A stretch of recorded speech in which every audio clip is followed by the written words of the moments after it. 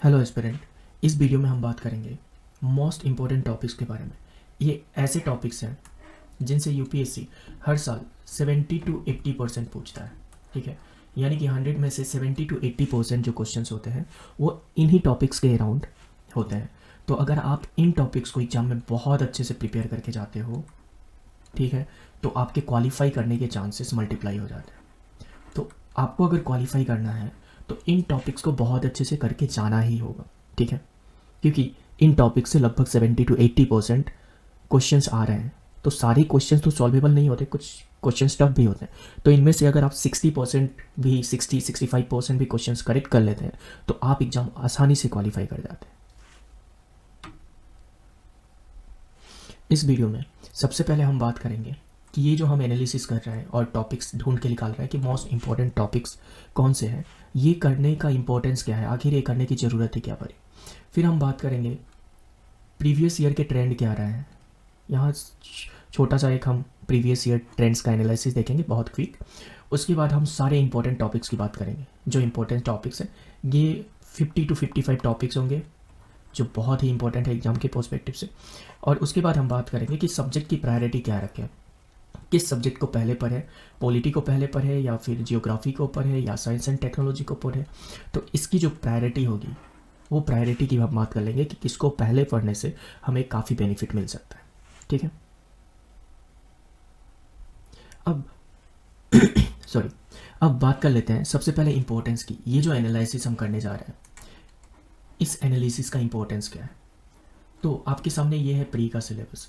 और प्री का सिलेबस जब आप देखते हो पूरा यहाँ से लेके यहाँ तक, तो प्री के सिलेबस में क्या मेंशन किया है, current events of national and international importance, national movement, history of India, India and world geography, physical social economic, Indian polity and governance, Panchayati Raj, public policy, फिर economic social development and sustainable development, general issues of environment, ecology, biodiversity and climate change and general science. तो ये जो topics हैं ये आप देखोगे काफ़ी broad है।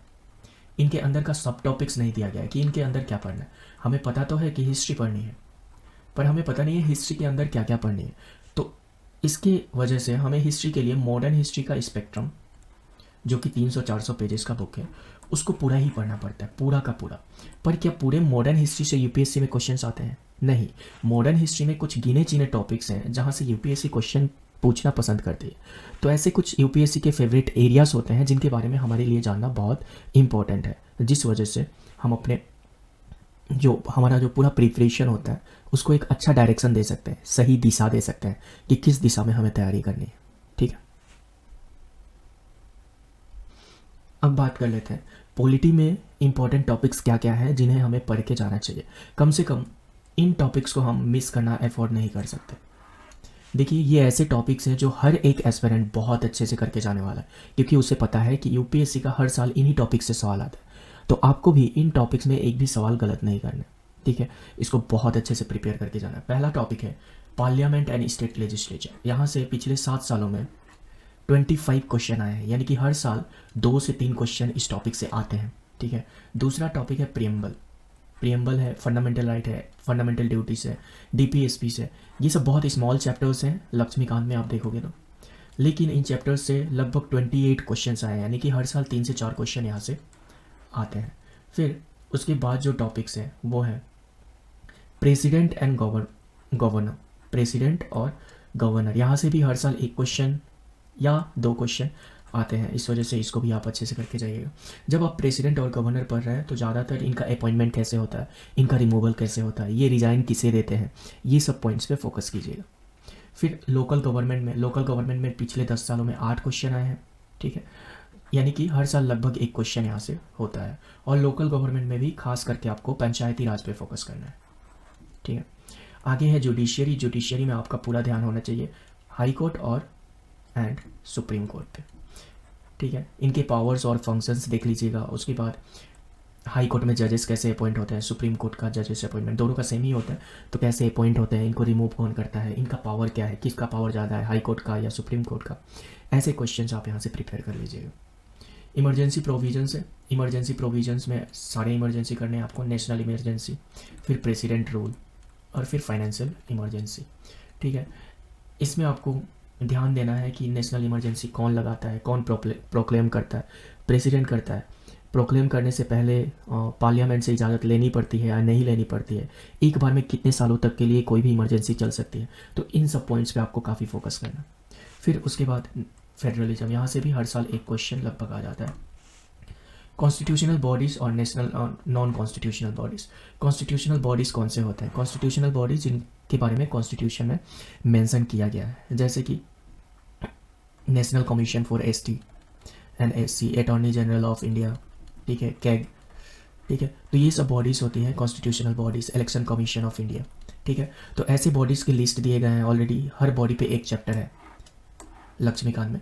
तो हर बॉडी का ऐसे इलेक्शन कमीशन ऑफ इंडिया, फिर यहाँ पे के सारे कॉन्स्टिट्यूशनल बॉडीज़ आप लिख लीजिएगा और उसके बाद उन पे शॉर्ट नोट्स बना लीजिएगा। तो एक पेज में आपका पूरा कॉन्स्टिट्यूशनल बॉडी खत्म हो जाएगा, ठीक है। अब बात कर लेते हैं साइंस एंड टेक्नोलॉजी में। तो साइंस एंड टेक्नोलॉजी में जो सबसे इंपॉर्टेंट टॉपिक है वो है बायोटेक्नोलॉजी। आप देखेंगे हर साल बायोटेक्नोलॉजी से कुछ ना कुछ सवाल होते हैं, लेकिन बायोटेक्नोलॉजी अपने आप में एक डाइवर्स है। इसके सब टॉपिक्स हो जाते हैं gene editing, gene therapy, stem cell technology, और उसके बाद इसके साथ और एक टर्म है जैसे बायो। तो जिस टर्म में बायो लगा होता है ना आगे, ऐसे टर्म्स हमेशा यूपीएससी के प्रीलिम्स में पूछे जाते हैं। तो आप जब भी न्यूज़पेपर रीड कर रहे हैं या फिर करंट अफेयर्स पढ़ रहे हैं, किसी टर्म में अगर बायो लग गया है, ठीक है, बायो, और उसके बाद यहाँ पे कुछ भी हो, तो इस पर फोकस करके इसको पढ़ लीजिएगा, क्योंकि जिन टर्म्स में बायो लगा होता है ऐसे टर्म्स यूपीएससी बार बार पूछती है, ठीक है। दूसरा है इमर्जिंग टेक, ठीक है। इमर्जिंग टेक में क्या है? 5G हो गया, AI हो गया, क्वांटम टेक्नोलॉजी हो गया। हर साल इस टॉपिक से आपको एक क्वेश्चन मिल जाएगा यूपीएससी में, ठीक है।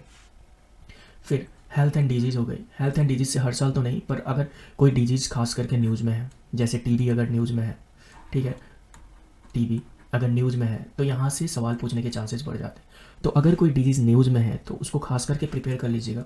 और हेल्थ एंड डिजीज़ का एक टेबल मिलेगा आपको क्लास 12 के लास्ट 4 चैप्टर्स में, ठीक है। वहाँ से आप प्रिपेयर कर लीजिएगा इसका टेबल कि कौन से कीटाणु से, वायरस से कौन सा डिजीज़ होता है, फिर बैक्टीरिया से कौन सा डिजीज़ होता है, या फिर जब कोई बीमारी होती है तो उसका केयरिंग एजेंट कौन होता है। जैसे कुछ केसेस में मॉस्किटो केयरिंग एजेंट होते हैं, रेबीज़ के केस में केयरिंग एजेंट कौन होता है? डॉग होता है, ठीक है। तो ये सब आप प्रिपेयर कर लीजिए। And the last one is space tech and defence. Space tech और डिफेंस में हर वो चीज़ रिसेंट डेवलपमेंट जो हो रही है, ठीक है। रिसेंटली कोई स्पेस क्राफ्ट भेजी गई है, ठीक है, इंडिया द्वारा या फिर नासा द्वारा, और वो न्यूज़ में थी, तो वहाँ से क्वेश्चन पूछे जा सकते हैं, ठीक है। फिर डिफेंस में इंडिया का कोई डिफेंस डील हो रहा है, जैसे S-400 हम इतने दिन से सुनते आ रहे हैं कि ये रसिया के साथ होता है। तो आपको इन सब डिफेंस डील में आपको याद करना होता है कि ये किस कंट्री का है। फर्स्ट ऑफ ऑल जैसे ये रसिया का है, तो यहाँ जब भी हम ऐसे चीज़ें पढ़ रहे हैं तो हमें कंट्री का नाम याद करना पड़ता है, और जो भी यहाँ पे चीज़ें हैं उनका स्पेसिफिक डिटेल, ठीक है, उनके डिटेल में कि वो कितना लोड कैरी कर सकते हैं, कितने दूर तक ट्रेवल कर सकते हैं, ठीक है, वो सब चीज़ें हमें प्रिपेयर करनी होती। अब बात कर लेते हैं आईआर के इंटरनेशनल रिलेशंस की। इसमें 2022 में आप देखेंगे कि काफ़ी सवाल पूछे गए थे, ठीक है, आईआर से। बट आईआर के जो सवाल होते हैं ना वो लिमिटेड होते हैं कहाँ? एक तो इंटरनेशनल ग्रुपिंग्स पे, जैसे इंटरनेशनल ग्रुपिंग में बिम्स्टेक आ गया, SAARC, BRICS, ASEAN, Shanghai cooperation organisation, SCO, Quad, AUKUS, G20, G7, I2U2, AIIB, ADB। तो ये सब क्या है? इंटरनेशनल ग्रुपिंग्स है, ठीक है। इन इंटरनेशनल ग्रुपिंग से आईआर में सवाल पूछे जाते हैं। तो आपको हर एक इंटरनेशनल ग्रुपिंग पे सबके बारे में 1 पेज का नोट्स बना लेना है, शॉर्ट नोट्स, जिससे आप आसानी से इनसे पूछे गए सवाल को आंसर कर पाए। और इसमें भी इंपॉर्टेंट ग्रुप्स के ही नोट्स बनाने हैं, आप सब छोटे मोटे ग्रुप्स के नोट्स मत बनाने लगे। छोटे ग्रुप्स तभी इंपॉर्टेंट हो जाते हैं जब वो करेंट में होते हैं। ये सब ग्रुप जिनसे भी सवाल पूछा जाता है ये भी तभी पूछा जाता है जब करेंट अफेयर्स में इनका चर्चा काफ़ी हुआ, ठीक है। दूसरा, रिपोर्ट्स, जो भी रिपोर्ट्स होते हैं वर्ल्ड बैंक के, WHO के, वर्ल्ड इकोनॉमिक फोरम के, या फिर बाकी रिपोर्ट्स भी आते हैं जैसे world hunger report, world press report, ठीक है, वर्ल्ड प्रेस फ्रीडम इंडेक्स। तो ऐसे काफ़ी सारे रिपोर्ट्स आते हैं। इन सब रिपोर्ट से एक सवाल आता है, हर साल एक क्वेश्चन आता है। तो इन रिपोर्ट्स को अच्छे से प्रिपेयर कर लीजिएगा। और रिपोर्ट्स तो काफ़ी आते हैं, इसलिए आप सारे ऑर्गेनाइजेशन के रिपोर्ट्स याद नहीं कर सकते। तो आप जो मेजर ऑर्गेनाइजेशन होते हैं कम से कम उनके रिपोर्ट्स एक पेज पे लिख लीजिएगा। जैसे वर्ल्ड बैंक हो गया तो वर्ल्ड बैंक ऐसे लिखिएगा, वर्ल्ड बैंक द्वारा पब्लिश की गई रिपोर्ट्स, ऐसे एक नोट्स बना लीजिएगा सारे मेजर ऑर्गेनाइजेशन का। तो इससे क्या होगा, जब आप ऑप्शन देखोगे तो आप एलिमिनेट कर पाओगे आसानी से और आंसर तक पहुंच जाओगे। लास्ट टॉपिक यहाँ का है places in news. Places is in news में भी वो स्पेसिफिक प्लेसेस जहाँ पे कॉन्फ्लिक्ट चल रहा हो, ठीक है, कॉन्फ्लिक्ट जोन। अगर कॉन्फ्लिक्ट चल रहा है कहीं पे, जैसे कि इजराइल में कॉन्फ्लिक्ट चल रहा था, ठीक है, तो इजराइल में कॉन्फ्लिक्ट चल रहा होता है तो गाजा स्ट्रिप, पैलेस्टीन एरिया, ये सब बहुत इंपॉर्टेंट हो जाता है, ठीक है, और यहीं से यूपीएससी सवाल पूछता है। अब बात कर लेते हैं इकोनॉमी में। इकोनॉमी में सबसे ज़्यादा जहाँ से सवाल आते हैं वो है टॉपिक मनी एंड बैंकिंग, ठीक है। मनी एंड बैंकिंग के अंदर आपको रोल ऑफ आरबीआई पढ़ने को मिलता है और भी बहुत कुछ पढ़ने को मिलता है। यहाँ बहुत सारे कीवर्ड्स यूज होते हैं, जैसे रेपो रेट हो गया, ठीक है, बेसल नॉर्म्स होते हैं बहुत सारे। तो ये सारी चीज़ें, जितने भी टर्म्स वगैरह है, जितने भी की कॉन्सेप्ट हैं, उन सबको बहुत अच्छे से कर लीजिएगा। दूसरा है फिस्कल पॉलिसी। फिस्कल पॉलिसी मतलब होता है गवर्नमेंट जो भी पॉलिसीज लॉन्च करती है, ठीक है, गवर्नमेंट द्वारा इकोनॉमिक पॉलिसीज जो भी लॉन्च की जाती है उनको हम बोलते हैं फिस्कल पॉलिसीज। तो ये जो रिसेंट न्यूज़ में हो उसी को कीजिएगा, ज़्यादा डीप डिटेल जाने की ज़रूरत नहीं है। इसके बाद मैक्रो इकोनॉमी में, मैक्रो इकोनॉमिक्स में जीडीपी क्या होता है, इन्फ्लेशन क्या होता है, अनएम्प्लॉयमेंट क्या होता है, इन सब टॉपिक्स को बहुत अच्छे से कर लीजिए। इसके बाद number 4 external sector. External sector और बैलेंस ऑफ पेमेंट, इस पे पूरा ही चैप्टर होगा, उस चैप्टर को बहुत अच्छे से कर लीजिए। ये सब वो इंपॉर्टेंट टॉपिक्स है जहाँ आप चैप्टर में कुछ स्किप करके नहीं जा सकते। कोशिश कीजिएगा कि इन चैप्टर को बहुत अच्छे से करके जाए, इन्हें बार बार रिवाइज करके जाए। इन टॉपिक्स के अलावा कोई एक्स्ट्रा चैप्टर्स हैं, उन चैप्टर्स को आप 1-2 बार रिवाइज करें, पर इसे आप 3 से 4 बार रिवाइज कर सकते हैं, ठीक है। ये आपके प्रायोरिटी सेक्टर्स हैं। उसके बाद जो टॉपिक है वो है पॉवर्टी। फिर उसके बाद इंटरनेशनल ऑर्गेनाइजेशन और ग्रुपिंग, ये तो मैंने वहाँ भी बताया था आपको, इंटरनेशनल आईआर में, है ना। तो आप चाहे आईआर में पढ़ चुके हैं तो यहाँ पढ़ने की ज़रूरत नहीं है, या फिर यहाँ पढ़ लेंगे तो आईआर में इसको फिर एक्स्ट्रा पढ़ने की ज़रूरत नहीं है। इकोनॉमिक ट्रेंड्स, जब भी हमारा बजट आता है ना, हर साल, अभी भी आने वाला है कुछ दिनों बाद, और इकोनॉमिक सर्वे आता है, तो इसमें काफ़ी इकोनॉमिक ट्रेंड्स दी गई होती है। जैसे पिछले साल में हमारी देश की जीडीपी ग्रो हो रही है लगातार, या फिर पहले ग्रो हुई फिर डाउन गई, फिर ग्रो हुई फिर डाउन गई। तो ऐसे काफ़ी ट्रेंड दिए गए होते हैं 3-4 साल 5 सालों के। किस चीज़ के दिए गए होते हैं? जीडीपी के दिए गए होते हैं, डेब्ट के दिए गए होते हैं, इन्फ्लेशन के दिए गए होते हैं। तो आपको इन सब का ओवरऑल आइडिया ले लेना है कि ये हमेशा बढ़ती जा रही है या घटती जा रही है। यहाँ कोई डाटा याद करने की आपको ज़रूरत नहीं है, बस ओवरव्यू एक ले लीजिएगा। उसके बाद ये मनी मल्टीप्लायर, एक कॉन्सेप्ट आप इधर भी पढ़ते हैं, ठीक है, मनी एंड बैंकिंग में, फिर भी मैंने इसको अलग से इसलिए लिखा है क्योंकि ये बहुत इंपॉर्टेंट है। और उसके बाद ईवैल्यूएशन, डीवैल्यूएशन, एप्रिशिएशन, डिप्रिशिएशन, ये भी आप एक्सटर्नल सेक्टर और बीओपी में पढ़ोगे। इसके अलावा भी अगर यहाँ पे अलग से दिया गया है, यानी कि ये बहुत इंपॉर्टेंट है। हर साल एक ना एक क्वेश्चन इन टॉपिक से होता ही होता है, ठीक है। अब बात कर लेते हैं एनवायरनमेंट की। तो एनवायरनमेंट में जो सबसे इंपॉर्टेंट टॉपिक है वो है ये वाली, ठीक है। ये एनवायरनमेंट में यूपीएससी का सबसे फेवरेट पार्ट है। नेशनल एक्ट्स हो गए, जैसे वाइल्ड लाइफ प्रोटेक्शन एक्ट, पिछले 2 साल में वाइल्ड लाइफ प्रोटेक्शन एक्ट से सवाल पूछे गए। वाटर एक्ट, इससे भी पूछे गए हैं ना। एनवायरनमेंट प्रोटेक्शन एक्ट, उसके बाद नेशनल फॉरेस्ट पॉलिसीज, फिर बॉडीज हो गई जैसे नेशनल टाइगर कंजर्वेटिव अथॉरिटी, ठीक है, फिर होता है wild life warden of India, ठीक है। उसके बाद इंटरनेशनल लॉज एंड कन्वेंशंस, इसमें Montreal protocol, Kyoto protocol, Paris climate change. तो ये जो पहला टॉपिक है ना, ये आप अगर शंकर आईएएस का लास्ट पार्ट देखोगे, है ना, पीछे से अगर आप शुरू करोगे तो पीछे के 2-3 चैप्टर्स में ये सारे टॉपिक कवर हो चुके हैं। इसके अलावा आपको पता चल गया कि ये सब चीज़ें बहुत इंपॉर्टेंट है, यानी कि अगर इनसे कोई बॉडी न्यूज में है तो उस बॉडी से सवाल आने के चांसेस बहुत बढ़ जाते हैं, ठीक है। एक तो ये ऑलरेडी इंपॉर्टेंट है, ऊपर से ये न्यूज़ में है, फिर सोचिए कि उसका इंपॉर्टेंस कितना बढ़ जाता है। तो जब भी करंट अफेयर्स आप पढ़िए, ठीक है, ऐसे बॉडीज़ पे खास करके ध्यान रखिए। फिर दूसरा है pollution and climate change. Pollution and climate change topic बहुत इंपॉर्टेंट है, क्योंकि क्लाइमेट चेंज आप साफ साफ देख सकते हो। अभी मैंने थोड़ी देर पहले वीडियो के स्टार्टिंग में आपको दिखाया था सिलेबस प्रीलिम्स का, है ना, और उसमें क्लाइमेट चेंज अलग से मेंशन है। तो क्लाइमेट चेंज आप एकदम ध्यान से पढ़ लीजिए।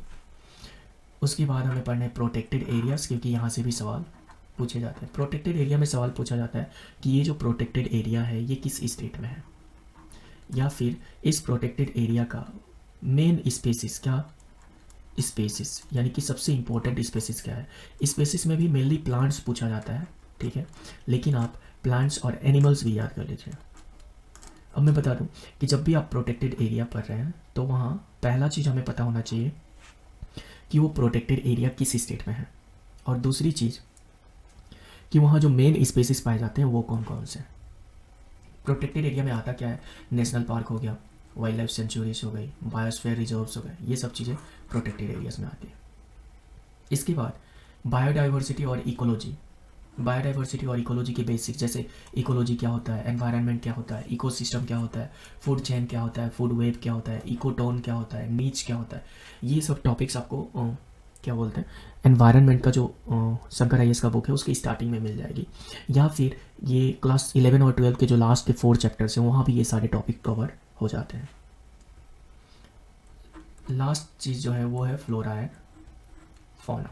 ठीक है, फ्लोरा एंड फौना से सवाल बहुत आ रहा है। तो फ्लोरा एंड फौना किस चीज़ का, अगर कोई नई स्पेसिस, ठीक है, अगर कोई नई स्पेसिस डिस्कवर हुई है, ठीक है, प्लांट की, तो उसके बारे में जान लीजिए। अगर फौना में कोई नई स्पेसिस डिस्कवर हुई है तो उसके बारे में भी जान लीजिए।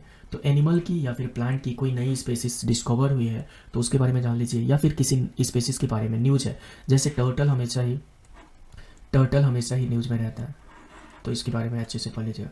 जो भी स्पेसिस न्यूज़ में रहती है उसके बारे में अच्छे से पढ़ लीजिएगा, वहाँ से सवाल काफ़ी ज़्यादा आते हैं। अब बात कर लेते हैं जियोग्राफी में। जियोग्राफी में जहाँ से सबसे ज़्यादा सवाल आता है ना, ये है मैप लोकेशन। मैप लोकेशन में सबसे ज़्यादा सवाल आते हैं। ठीक है, मैप लोकेशन में देखिए पिछले 10 सालों में 20 सवाल आए हैं, यानी कि हर साल 2 या 3 सवाल मैप लोकेशन से आते हैं। अब मैप लोकेशन में आपको क्या क्या करने की ज़रूरत है, एक तो माउंटेन रेंजेस, जैसे हिमालयन रेंज कहाँ है ना, बाकी सारे रेंजेस कहाँ हैं, फिर माउंटेन पिक्स, माउंट एवरेस्ट कहाँ पड़ता है ना, या हिमालयन रेंज का सबसे हाईएस्ट पिक क्या है, माउंट एवरेस्ट। वैसे ही साउथ में जो रेंजेस है उनका हाईएस्ट पिक क्या है, ठीक है, सब आपको पता होना चाहिए। पासेस, इंपॉर्टेंट पासेस कहाँ कहाँ है, लेक्स, सारे लेक्स का मैपिंग आपके पास होना चाहिए, डैम्स का, ठीक है, वाटरफॉल्स की मैपिंग भी आपके पास होनी चाहिए, रिवर की होनी चाहिए और डेजर्ट्स की होनी चाहिए। ये वर्ल्ड का भी आपके पास होना चाहिए इन सब पे डाटा, प्लस इंडिया का भी, ठीक है, क्योंकि यहाँ से क्वेश्चन हमेशा आते हैं।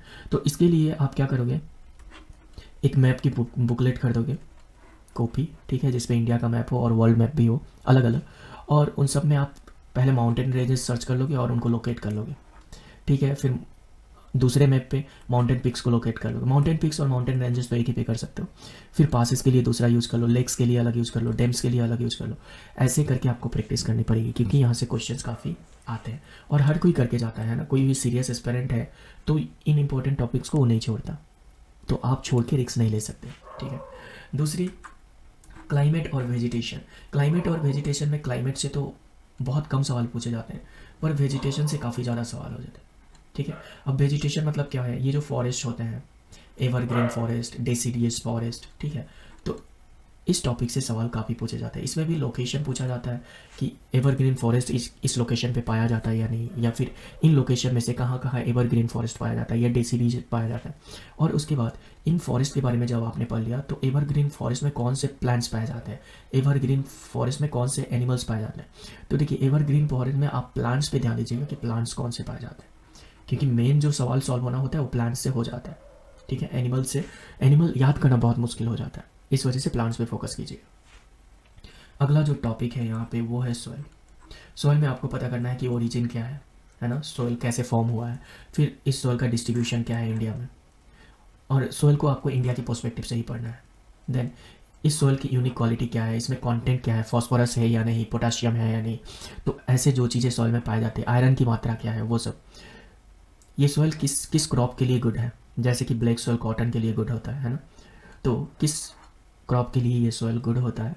रिच इन ये ऑलरेडी बता दिया कि इसमें फॉस्फोरस पाया जाता है या नहीं, आयरन की मात्रा क्या, वो सब। देन इसमें कमी किस चीज़ की है, जैसे इसमें फॉस्फोरस पाया जाता है तो एक में रिच होगा, दूसरी चीज़ में कमी हो सकती है।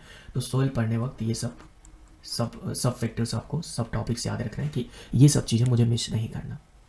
ड्रेनेज सिस्टम में क्या आता है, नदियाँ, है ना, जो नदियों के फ्लो होते हैं वो आते हैं। तो हर नदी के बारे में आपको पता होना चाहिए कि उसका ओरिजिन कहाँ से हो रहा है, उसके ट्रिब्यूटरीज क्या हैं, और ट्रिब्यूटरीज में भी लेफ्ट बैंक कौन से हैं और राइट बैंक कौन से हैं। फिर वाटरफॉल्स, इन नदियों पे कौन कौन से वाटरफॉल्स हैं। फिर ये नदियाँ कौन कौन से पार्क से गुजरती है, अगर किसी पार्क से कोई नदी गुजरती है तो आपको वो पता होना चाहिए। उसके बाद किन किन स्टेट से ये नदियाँ पार होती हैं, ठीक है, पास होती हैं। तो इसका नोट्स आपको फिर वैसे ही टेबल फॉर्मेट में बनाना है हर एक नदी का ऐसे, ठीक है। एक नदी के बारे में यहाँ लिख लिया सब, फिर दूसरी नदी के बारे में यहाँ। तो इससे रिवाइज करना आसान होता है। तो जो चीज़ें बहुत लंबी होती है, लेंदी होती है और सेम टाइप के डाटा होते हैं सब में, उनका हमेशा हमें टेबल बना लेना चाहिए। फिर रिसोर्स एंड इंडस्ट्री, यहाँ से 9 सवाल पूछे गए हैं पिछले 10 सालों में, यानी कि हर साल एक सवाल पूछा जाता है। तो रिसोर्स एंड इंडस्ट्री से आपको डिफरेंट रिसोर्सेज के बारे में पढ़ने हैं, जैसे स्टील कहाँ पाया जाता है, आयरन कहाँ पाया जाता है, ये सब चीज़ें। Last one is agriculture. Agriculture में जो मेजर क्रॉप्स होते हैं, जैसे कि राइस हो गया, व्हीट हो गया, कॉटन हो गया, जूट हो गया, इनके बारे में आपको पढ़ लेना है। इनके बारे में क्या जानना है आपको कि राइस किस कंडीशंस में उगता है, टेम्परेचर क्या चाहिए होती है, बारिश कम चाहिए होती है या ज़्यादा चाहिए होती है, इंडिया में किस तरफ होता है, नॉर्थन पार्ट में, साउथर्न पार्ट में, वेस्टर्न पार्ट में, ठीक है। सबके रिगार्डिंग वैसा डाटा आपके पास होना चाहिए, ठीक है। अब बात कर लेते हैं हिस्ट्री में। हिस्ट्री में जो सबसे इंपॉर्टेंट सवाल होते हैं वो है टाइमलाइन, और हम बात करें मॉडर्न हिस्ट्री की, ठीक है। तो हिस्ट्री में जो सबसे इंपॉर्टेंट पार्ट होता है वो होता है टाइमलाइन। दे दिया जाता है कि जो फॉलोइंग इवेंट्स हैं उनको क्रोनोलॉजी के हिसाब से आप अरेंज करें। तो टाइमलाइन आपके लिए जानना बहुत ज़रूरी होता है। तो आप क्या करें कि 1-2 पेजेस का, है ना, जो भी इंपॉर्टेंट इवेंट्स होते हैं, जैसे कि मान लीजिए 1919 में क्या हुआ था, रॉलेट एक्ट आया था। फिर 20 में क्या हुआ था, 22 में क्या हुआ था, है ना। फिर उसके बाद 23 में अगर कोई इवेंट हुई हो 1923 में, तो कोई इंपॉर्टेंट इवेंट हुई तो लिख लीजिएगा 24 में। ऐसे करके शुरू से लेके लास्ट तक एक पेज में पूरे इंपॉर्टेंट जो भी इवेंट हुए हैं हिस्ट्री में उसका एक डाटा बना लीजिएगा, क्रोनोलॉजी। ऐसे ही मेडिएवल हिस्ट्री के लिए भी कर सकते हैं आप, और एंशिएंट हिस्ट्री के लिए भी कर सकते हैं। इसके बाद जो सेकेंड इंपॉर्टेंट टॉपिक है वो है एक्ट्स। बहुत सारे एक्ट्स ब्रिटिश ने पास किए थे जब ब्रिटिश गवर्नमेंट इंडिया में थी, जैसे रेगुलेटिंग एक्ट हो गया, पिट्स इंडिया एक्ट हो गया, और उसके बाद वर्नाकुलर प्रेस एक्ट था। बहुत सारे ऐसे एक्ट्स हैं। तो इन एक्ट से भी सवाल आते रहते हैं, इस वजह से इन सारे एक्ट्स को आप प्रिपेयर कर लीजिएगा। उसके बाद थर्ड नंबर में है कॉन्ट्रीब्यूशन ऑफ पर्सनैलिटी, यानी कि जैसे महात्मा गांधी हो गए, तो महात्मा गांधी ने क्या कॉन्ट्रीब्यूशन किया है, और कॉन्ट्रीब्यूशन में भी खास करके किताबें कौन सी लिखी है, न्यूज़पेपर कौन सी लिखी है, कोई सोसाइटी तो नहीं है जिसका इस्टेब्लिशमेंट महात्मा गांधी ने किया था, कोई इंस्टीट्यूशन तो नहीं है जिसको महात्मा गांधी ने चालू किया था,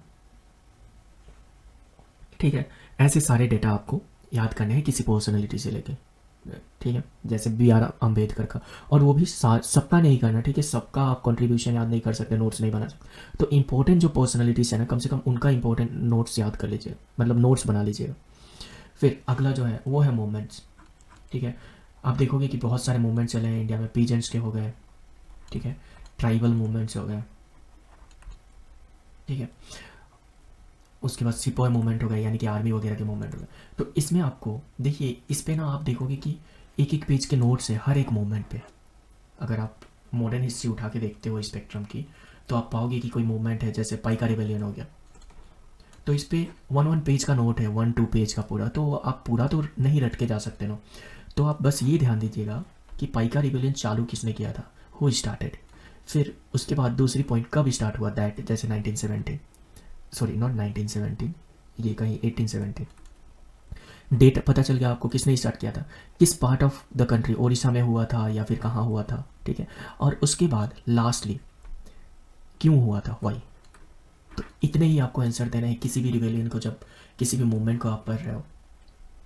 तो हु स्टार्टेड, किसने किया, व्हेन, कब किया, वाई, क्यों किया, इतना आपको जानना है, और कहाँ किया, वेयर।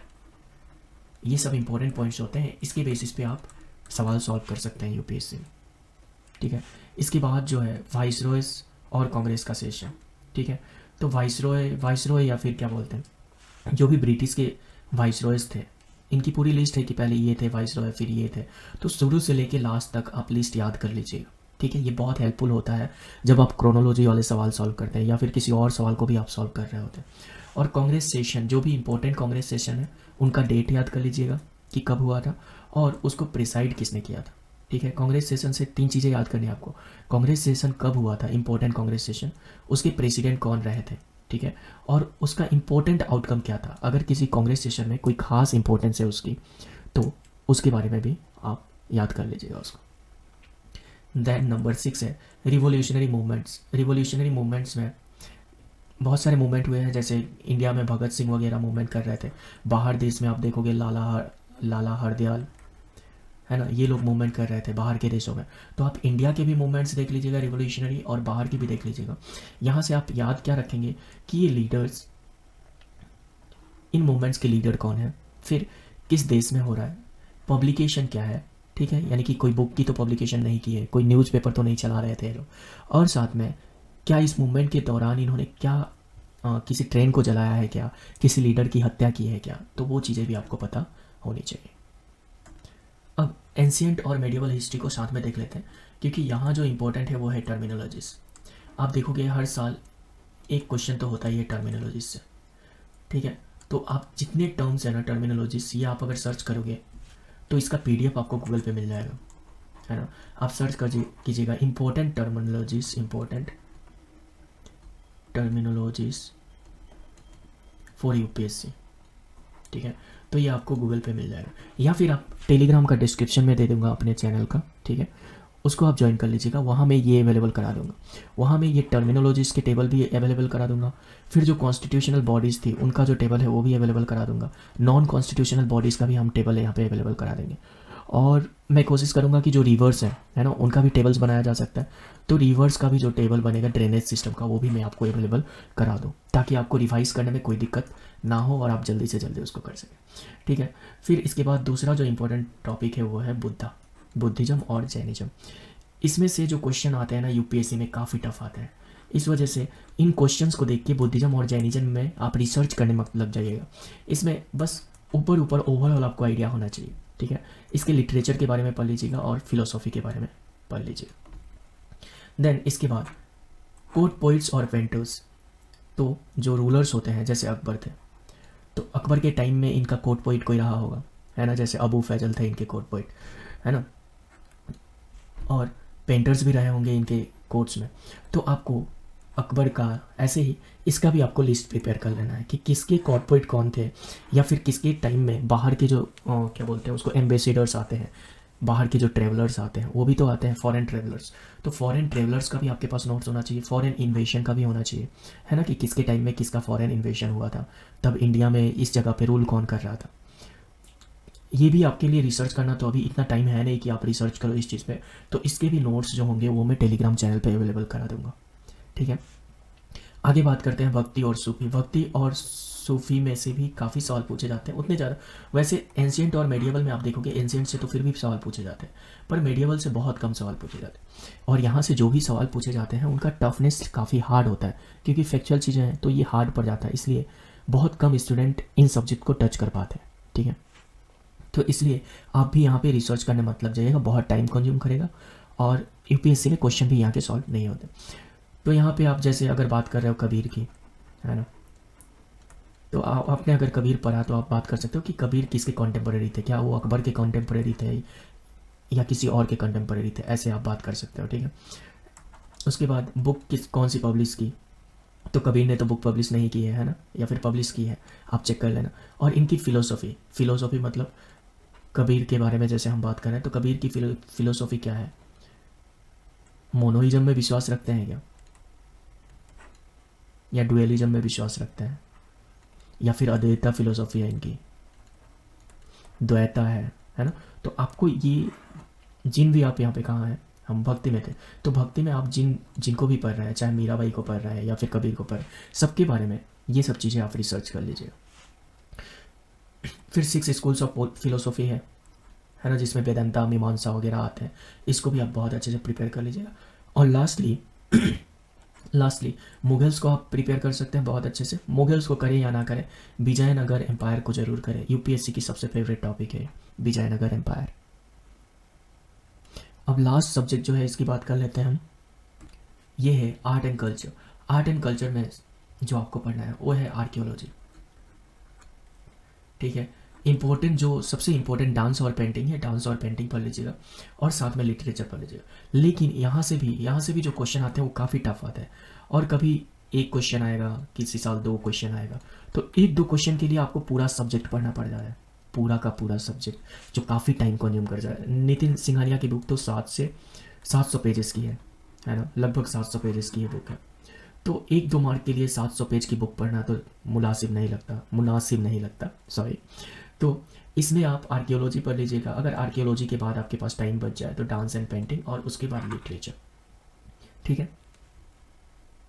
अब हम बात कर लेते हैं ट्रेंड की। तो ट्रेंड ये है 2020 का ट्रेंड एनालिसिस, 2022 का ट्रेंड एनालिसिस। तो 2022 में अगर आप देखोगे तो पॉलिटी से 10 क्वेश्चन आए हैं, ठीक है, इंटरनेशनल से 8, उसके बाद हिस्ट्री से 16, साइंस एंड टेक से 12, इकोनॉमी से और गवर्नमेंट पॉलिसी से 21, एनवायरनमेंट से 18, एग्रीकल्चर से 3 और जियोग्राफी से 12, ठीक है। यहाँ जो आईआर के सवाल आए हैं, ये पहली बार इंटरनेशनल रिलेशन से इतने सवाल आए हैं, नहीं तो इंटरनेशनल रिलेशन से 2-3 सवाल आते हैं मुश्किल से। बाकी सारे सवाल जो होते हैं पॉलिटी में, तो पॉलिटी में हर साल आप देखोगे कि पॉलिटी में हर साल 15 क्वेश्चन लगभग होते हैं, ठीक है। इकोनॉमी और गवर्नमेंट पॉलिसीज मिला के 20 क्वेश्चन तो हो ही जाते हैं, हर साल की बात कर रहा हूँ मैं, हर साल का एवरेज अगर देखें तो। हिस्ट्री और कल्चर से 16, हिस्ट्री में कौन कौन सा, मॉडर्न हिस्ट्री हो गया, एंशियंट हो गया, ठीक है, मेडिएवल हो गया, सबको मिला के 16, आर्ट एंड कल्चर को मिला के भी 16। यहाँ साइंस एंड टेक से हर साल 10 या 10 से 12 क्वेश्चन आते हैं, ठीक है, और एनवायरनमेंट से 18 क्वेश्चन। एग्रीकल्चर से मुश्किल से क्वेश्चन आते हैं, एक साल बहुत 2020 या 21 में बहुत ज़्यादा क्वेश्चन आ गए थे, ठीक है। बाकी हर साल यहाँ से 1 या 2 क्वेश्चन होते हैं। जियोग्राफी से हैं 12 क्वेश्चन, ठीक है, 12 हैं, यानी कि 10 या 12 हर साल आते ही हैं। तो अब आपको यहाँ से प्रायोरिटी सेट करनी है कि किस सब्जेक्ट को आपको पहले पढ़ना है, किसको बाद में पढ़ना है ना। तो यहाँ से देखिए, इसका वेटेज है 15, इसका 20, इसका 18, है ना, और क्या है, एग्रीकल्चर यहाँ से 12, ठीक है, फिर साइंस एंड टेक। तो मेरे हिसाब से जो प्रायोरिटी होनी चाहिए, ठीक है, उसमें मैं सबसे पहले रखूँगा पॉलिटी को, क्योंकि पॉलिटी का एक सोर्स होता है लक्ष्मीकांत, आप बड़े आसानी से कवर कर सकते हैं। पॉलिटी ख़त्म करने के बाद मुझे पता है कि इकोनॉमी का भी सोर्स फिक्स रहता है। इकोनॉमी आप कहीं से भी कर रहे हैं, सारे टॉपिक्स वहाँ लगभग मिल जाते हैं, है ना, चाहे आप रमेश सिंह से कर लो, चाहे मृणाल सर के वीडियोस कर लो, कोई भी एक सोर्स से कर लो, इकोनॉमी आपका अच्छे से कवर हो जाता है। देन एनवायरनमेंट इसके बाद रखते हैं हम, लेकिन एनवायरनमेंट के साथ दिक्कत यह है ना कि सारे क्वेश्चंस इसके जो होते हैं वो शंकर आयात से सॉल्व नहीं होते, है ना। इसके जो क्वेश्चन होते हैं वो काफ़ी, इसके क्वेश्चंस के लिए, एनवायरनमेंट के क्वेश्चंस के लिए आपको करंट अफेयर्स काफ़ी अच्छे से करना होता है, ठीक है, प्लस PYQ क्वेश्चंस काफ़ी एनालाइज करने पड़ते हैं बहुत अच्छे से, डिटेल में। ऑप्शंस को भी एनालाइज करना पड़ता है, क्योंकि पिछले साल का जो ऑप्शन होता है ना, इनकरेक्ट ऑप्शन, वो अगले साल का करेक्ट ऑप्शन होता है, ठीक है। तो उन ऑप्शंस के बारे में भी आपको रिसर्च करके नोट्स बनाने होते हैं। और एनवायरनमेंट हो गया, अब हम रखेंगे जियोग्राफी को, ठीक है। साइंस एंड टेक इसके बाद रख देते हैं, क्योंकि science and take current affair से करना है, तो करंट अफेयर जितना अपडेट हो जाए लास्ट में उसकी तैयारी हम कर सकते हैं। और इसके बाद आप जैसे चाहे वैसे कर सकते हैं। सबसे हिस्ट्री में 3 होते हैं, तो मैं बोलूँगा आपको मॉडर्न हिस्ट्री सबसे पहले कीजिएगा, उसके बाद अगर आपके पास टाइम बच जाता है तो एशियंट और मेडिएवल भी कर लीजिएगा, ठीक है। तो सबसे पहले पॉलिटी, फिर इकोनॉमी, फिर एनवायरनमेंट, फिर जियोग्राफी, फिर साइंस एंड टेक, और उसके बाद जो आपको सब्जेक्ट पढ़ना हो वो पढ़ लीजिए। ये रही जो सब्जेक्ट किसको ज़्यादा इंपॉर्टेंस देना है, वो मैंने पहले ही यहाँ पे बना दिया था, ठीक है, ऑलरेडी हमने डिस्कस कर लिया ये।